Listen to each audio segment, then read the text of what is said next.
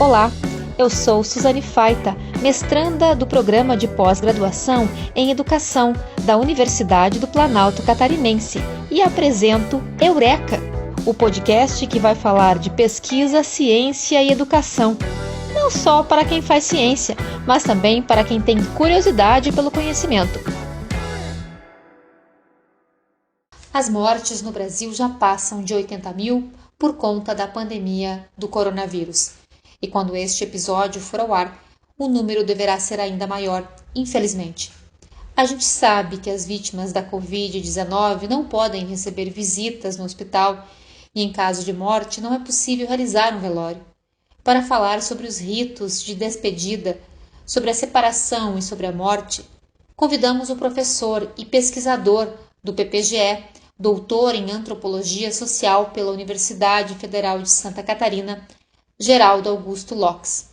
Eu costumo dizer que a antropologia mudou radicalmente o meu projeto de vida. E dessa conversa, exatamente o meu enfoque, ele é antropológico. Eu penso aqui com você a partir de vivências que eu tenho tido com o fenômeno do ritual funeral, da morte. Afinal de contas, eu sou um sexagenário e já tive muitas experiências de estar junto, de testemunhar a passagem das pessoas através da morte quando deixam a sociedade. Porque nós entramos na sociedade, vivemos um tempo histórico e saímos da sociedade. É o único animal que sabe isso. Os demais não têm consciência dessa realidade inexorável, né? Eu falo também a partir dos referenciais da minha formação, então, da antropologia, que nos ajuda a pensar na nossa condição humana, no nosso desenvolvimento e o sentido da nossa existência na vida social que realizamos. Professor, para a gente entrar no assunto, então, da pandemia, que é o momento que estamos vivendo no mundo inteiro. A gente sabe que as vítimas da Covid-19 elas não podem receber visitas no hospital e, em caso de morte, não é possível realizar um velório. Eu gostaria que o senhor falasse um pouco sobre a importância do rito de despedida, que tem as suas variações nas mais diferentes religiões. Você dá licença para mim fazer uma digressão, porque para falar da morte, nós temos que falar da vida. E de quem estamos falando? De seres humanos, de homens e mulheres que, ao entrar na sociedade, vivem uma determinada existência, um determinado tempo. E este tempo, ele é relativo. Nem sempre somos nós que definimos este tempo. Nós somos sujeitos, é importante, então, partir daí. Quem nós somos? Nós somos sujeitos sociais. Vivemos em sociedade, é da nossa condição humana. Nós somos sujeitos históricos. Fazemos a história, mas também somos construídos pela história. E somos sujeitos culturais, diferentemente dos demais animais. Nós temos consciência de que somos incompletos. O único animal que sabe da sua finitude, da sua morte. O único animal que projeta a vida. Nós temos condição de desenvolver e pensar, projetar o nosso projeto de vida. Nós trabalhamos, nós vivemos em sociedade. Nós somos absolutamente dependentes uns dos outros. Precisamos aprender tudo para viver. Aprender a falar. É só pensar na nossa trajetória de vida. Aprender a caminhar, aprender a conviver, aprender a amar, aprender a compartilhar. Daí a importância do conhecimento ao longo da nossa existência. Nós temos um equipamento biológico, como os demais animais, capaz de desenvolver outros equipamentos, que a gente chama na antropologia de equipamento extrabiológico, extragenético, que podemos denominar também de cultura. Então, se a gente associar o nosso equipamento biológico, que já vem preparado para desenvolver o segundo equipamento genético, nós vamos ver que disso sai um produto. Esse produto chama-se cultura. Então, cada sociedade tem sua cultura própria, específica, mas também articulado com outras culturas. E aí, o fenômeno da vida, da sua compreensão, o fenômeno da morte, e para falar então de funerais aqui, ele é vivido de cultura para cultura, de pessoa, de família, de comunidade para comunidade. Agora, um fato é certo. O funeral, ele é um universal. Ele está presente em todas as sociedades. Mas eu ainda quero voltar com você ao conceito de cultura, para entender por que da diversidade da vida social, das próprias culturas, por que da diversidade, inclusive, de celebrar a vida, de celebrar a morte. Isso vai depender de cultura para cultura. Eu tomo um conceito de cultura de um antropólogo norte-americano, o Geertz, que entende a cultura como uma receita, como um código, como um mapa, um conjunto de significados que formam uma teia pela qual nós somos orientados para a vida social. Se não tivéssemos a cultura, nós viveríamos o caos. Não teríamos como viver a vida social. Você imagina, na minha cidade eu quero viajar para um outro estado. Eu pego o mapa rodoviário e ele vai me orientar por onde eu vou pegar o Google Maps e ele vai me orientar por onde eu devo ir. Qual o caminho mais curto? Qual a estrada melhor para chegar até o destino que eu me projeto? Assim é o papel da cultura na nossa vida. Ela orienta o nosso viver. Por isso que nós somos dependentes dela, né? E a cultura, nessa teia, ela é feita de significados. E nós, desde a nossa primeira infância, ao nascer, nós já vamos aprendendo, através dos símbolos, os significados que nos orientam a vida. Por exemplo, a palavra mãe. Para onde nos remete a palavra mãe ou a palavra pai? Para a mãe ou para o pai que nos gerou. Isso é um aprendizado. Assim se dá com as outras coisas da nossa vida, né? E aprendemos a viver a vida, a morte, o luto, o ritual funeral, através dos diferentes significados, sentidos que vamos aprendendo ao longo da vida. Talvez você esteja se perguntando, mas o que é um ritual? Porque vamos focar o ritual funeral, a nossa despedida, né? Feita por nós ou feita por outros, quando saímos da sociedade. O ritual é um evento, é um acontecimento, é um gesto, um comportamento que ocorre na nossa vida social. Veja, nem sempre a gente tem consciência do ritual. O levantar, o escovar os dentes, o tomar banho, né? São rituais que realizamos todos os dias. Os rituais mais importantes são repetidos. Depois, sentar à mesa, degustar os alimentos. Então, ao longo do dia e ao longo de toda a nossa vida, nós vivemos centrados, orientados pelos rituais. Nós somos animais ritualizantes, ritualizados, e que é importante, então, pensar para que servem os rituais, inclusive este último da nossa existência. O ritual, ele estrutura e dá sentido para a nossa vida social. Seríamos sujeitos atomizados, sem vida social, sem estabelecer relacionamentos, se não tivéssemos os rituais.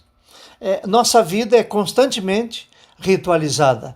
Nesse momento que eu estou aqui dialogando com Suzane, você está me ouvindo, Nós estamos estabelecendo um ritual através da comunicação. O falar, o entrar num grupo, celebrar um aniversário, cumprimentar uma pessoa, receber alguém na nossa casa, memorizar fatos, acontecimentos, tudo isso se dá através do ritual. Veja bem, ninguém esquece que 7 de setembro é o Dia da Pátria. Por quê? Todos os anos nós temos um ritual. Neste caso, é um ritual cívico. Mas nós temos outros tipos de rituais, né? Nós temos rituais no mundo religioso. As igrejas são agências especializadas em rituais. As religiões se sustentam através de ritual.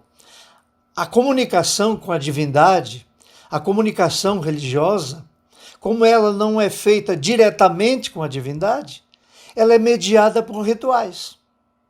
Eu vou tomar o caso de um ritual de iniciação, que é o batismo nas religiões cristãs. Em outras religiões também existe o batismo. O que é o batismo? É um ritual de entrada do sujeito na comunidade cristã. Esse é o efeito, a força que o ritual tem. Vocês sabem que o ritual tem um poder muito grande, tem poder de cura. O ritual tem poder de transformar a nossa existência, de dar sentido para a nossa vida. E o ritual, ele suspende o nosso cotidiano, de certa maneira, porque ele está trazendo um novo sentido, né? Ritos de passagem, o nascimento, a morte é um rito de passagem, rito de iniciação, rito de separação. O ritual funeral é um rito de separação desta vida para outra existência. São ritos de separação, como nós dizíamos, e que nesse momento da pandemia mudou significativamente, profundamente, o sentido desse funeral, né? A gente já dizia que o funeral de separação, ele pode variar de cultura para cultura. Normalmente, na nossa cultura, são 24 horas.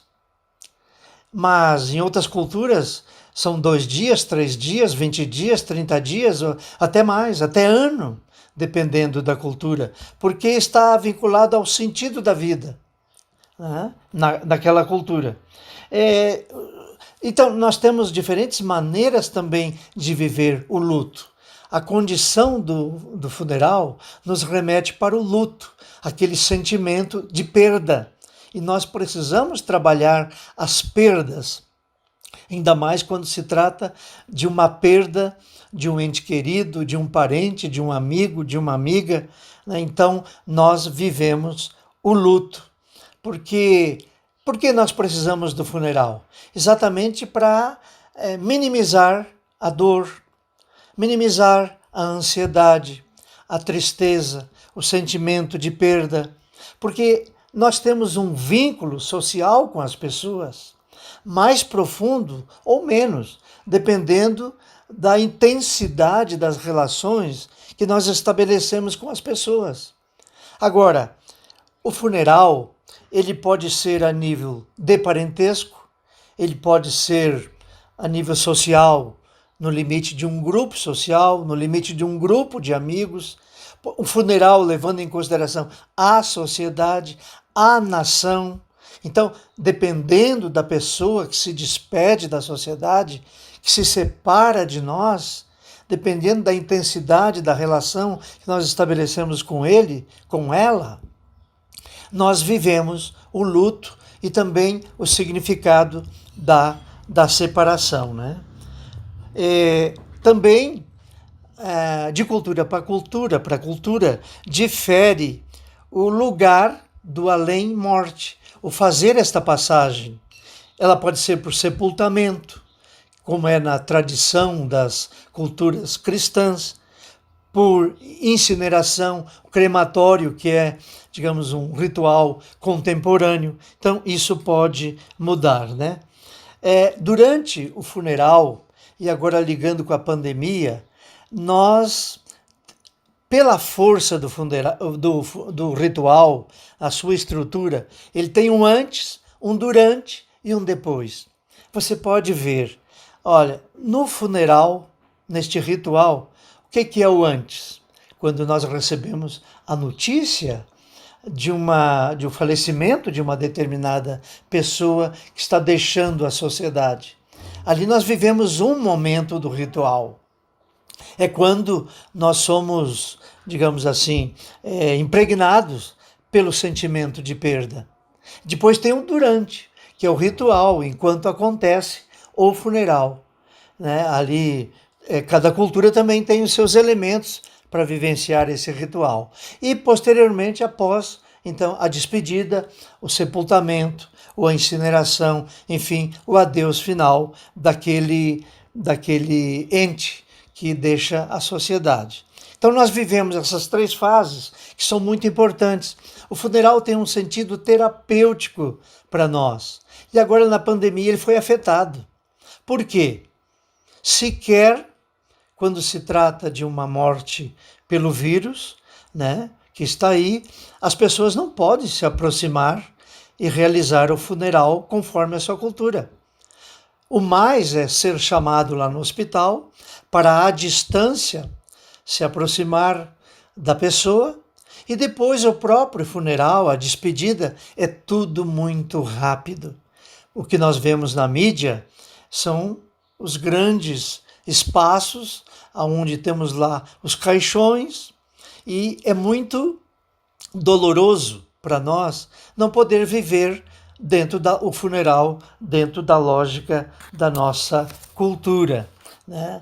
E ainda queria, sobre isso, nesses tempos de Covid-19, dizer, é claro que as pessoas têm o direito de celebrar o funeral de despedida em todas as suas fases, mas o cuidado com a vida daqueles que permanecem, do ponto de vista ético, digamos assim, nós temos o direito também de respeitar os que permanecem vivendo. Por isso que o risco do contágio é logo, né, orientado para um outro protocolo, que nós temos que nos submeter. Mas acontece que a gente ouve na mídia, morreu mais uma pessoa, morreu mais um idoso. Agora, para quem é parente, para quem é amigo, para quem tem um vínculo com esta pessoa, não é simplesmente mais um número vítima do Covid-19. Não, é mais uma pessoa que eu estabeleci um vínculo, que eu tenho relações, tive relações com ela, compromissos, relações afetivas, de carinho, de amor, de afeto, e nós temos esse direito, então, de nos despedir dignamente, mas afetado por esta condição que a pandemia nos impôs. A pergunta é esta, né? Como superar, então, este momento em que o ritual modificou a nossa maneira de despedir das pessoas vítimas do Covid, né? Você vai convir comigo, é muito difícil. Certamente, nós levamos mais tempo para elaborar o luto, a perda. O nosso luto deve ser certamente mais duradouro do que se nós passássemos pelo rito de despedida que temos por costume, pela lógica da nossa cultura, né? Pode dificultar a aceitação da morte pelos enlutados em função dos protocolos que nos são impostos na ocasião do funeral de uma pessoa vítima do Covid, né? É praticamente um ritual sem rito, uma despedida sem rito. Nós não vemos o corpo, nós não velamos, nós nem vamos ao cemitério. Então, que rito é esse? É um rito à distância. Muita gente vai viver esse rito online. Eu já vi pessoas falando, olha, o nosso ritual foi online. Vejam o que a pandemia nos impôs. O poder desse vírus que alterou não só o nosso modo de vida, mas rituais também importantes, como é o ritual agora de despedida das pessoas vítimas do Covid, né? O velório muitas vezes é vivido por 2 horas, né? Só os familiares. Às vezes não é admitido mais de 10 pessoas para estarem presentes neste rito muito breve, com máscaras, sem abraços, velório virtual, né? Com foto, com música, com texto, com vídeo. Então, vocês vejam, alterou significativamente a maneira de nós nos despedirmos das pessoas por ocasião do falecimento. Professor, seguindo nessa linha, a morte é um tabu, especialmente na sociedade ocidental. A gente não fala sobre a morte. É possível que com a pandemia, a situação que estamos vivendo, falar em trauma da sociedade por não poder velar seus mortos? Sim, é verdade. Quando e nem como vai sair da sociedade, vai morrer. E isso nos causa muita perplexidade, muita dúvida, e nós convivemos com isso ao longo de todo o tempo histórico da nossa vida. Agora, o que podemos pensar disso? Nós temos, eu acho que aí, 2 alternativas. A primeira é, não tem como não admitir, é inexorável que que somos finitos e que vamos morrer. Mas o primeiro caminho é dar um sentido para isso. Ou seja, se eu sei que eu vou morrer, eu vou viver cada momento da minha vida intensamente, com todo sentido. Por quê? Porque o meu tempo é um tempo histórico que tem um limite, então o meu momento presente é muito importante. Viver cada momento na nossa vida é fundamental.